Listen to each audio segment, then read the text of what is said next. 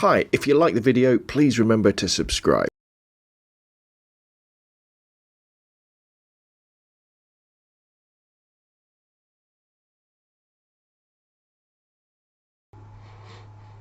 Hi, I'm Rob from robnardphoto.com, and today in this video we're going to be talking about a budget alternative, an even more budget alternative to the most excellent Canon 55 to 250 f4 to 5.6 IS EFS lens. Now, you've probably seen my video already. I think I've done a couple about the 55 to 250. A superb choice, a telephoto lens, the must-have really IS lens after your 18 to 55 that would have come on your 600D or T3i, or maybe you've already got one already. However, you know, in my experience, in my past as building up my photography kit, I couldn't afford one of these because they're quite expensive, even second hand.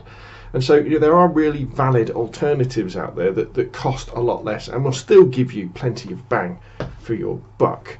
And these lenses you want to be looking at, especially really second hand. I probably wouldn't buy one new. Well, this particular lens here you can't buy new anymore, but you can buy sort of a later version of it.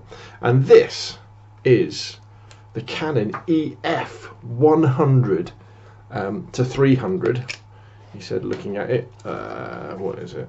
5.6 maximum aperture lens. Now, this is a really old lens. it was one of the first lenses that came out with the Canon Ef mount, which was that back in 1985? I've probably got that wrong. I can't remember. So it's got slow focusing. It does have a nice metal mount though, so it should last a long time. And you probably noticed already that instead of being a twisty zoom, this is a push-pull zoom. Now, one of the advantages of having a push-pull zoom is the fact that maximum aperture stays the same. So it's 5.6 at the wide ends, it's 5.6 at the long end. And as I said, it's a 100 to 400. Ooh, let's take that Tele Converter off. We'll talk about that in a minute. So it's a really good focal length for something like your 600D or Rebel T3i, because if you take into account the crop factor of your camera, which means that it uses a slightly smaller lens, slightly smaller sensor, is that this is really something like 150 to a 450 millimeter lens approximately, which is loads and loads of reach. Now, this is also what we call an EF lens, which means it works on full frame bodies. In fact, it was designed and made for Canon autofocus EF film bodies rather than newer digital ones, but it still fits fine. And let me put it onto the 600D now so you can see how it looks. He said, trying to find it, and there we go. There it is mounted. As you can see, to zoom in and out, you actually slide the lens backwards and forwards. Now, you've probably seen one of the problems with push-pull zooms is lens creep. And so you can see what I've done with this one is to stop it creeping when I'm doing it that way. So I've added an elastic band that will keep it from wandering around when I'm doing photographs of the moon and such. Doesn't really help me when I'm kind of doing macro photography, say, with it, and it starts to fall that way. But it helps a little bit. Now, be very careful when you're buying these. You do not want to overpay for these at all. You probably don't really want to be spending more than 50 or 60 pounds for them, because if you start getting up near the £100 mark, for probably 130, 140 pounds, you can buy the 55 to 250 IS lens from Amazon, brand new with a year's guarantee. And that would be a when it's on offer anyway, and that is a fabulous lens. That is a brilliant lens. Choice between the two, the 100 to 300 or something like the 75 to 300 non-IS EF lens. Go with the 55 to 250 EFS lens every time, because it's a beautiful lens, nice and sharp. You've got that image stabilization, and it works very, very well indeed.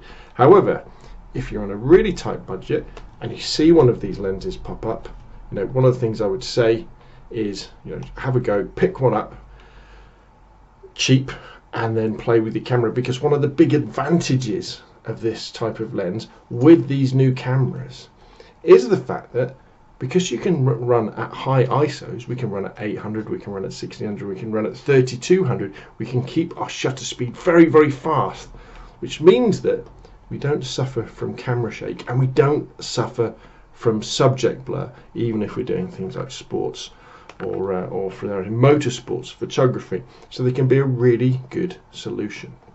Now, the other reason for investing in one of these lenses, or at least playing around with one of these lenses, is one of these babies. Now, this is a Tele Converter.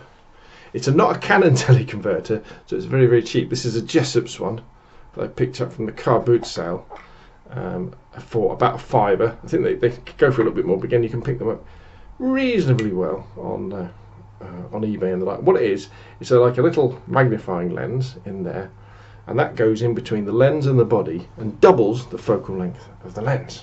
So let's have a look at that. So let's undo this, put that underneath my arm. That goes into there like so. And then we have this beast of a lens. So now, instead of a 100 to 300 millimeter lens, we've got a 200 to 600 millimeter. Take into account the crop factor, 600, add on approximately 1.5. So that's more like a 900 millimeter lens, which is pretty amazing, isn't it? Now, there is a catch, and the catch is the lack of light.